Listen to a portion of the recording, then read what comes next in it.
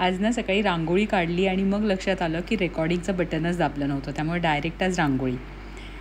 आज कोशिंबीर केली, भेंडीची भाजी केली आणि मस्तपैकी अळूवडी केली. काल माहिती आहे ना मम्मीकडून मी अळू आणले होते, तर त्यापासून आज अळूवडी बनवली. अळूवडी माझी फेवरेट आहे. तुम्हाला आवडते का अळूवडी? त्यानंतर बागेतली मस्त संध्याकाळी फुलं काढली आणि आज शनैश्वर जयंती होती. तिथे देवस्थानाला गेलो.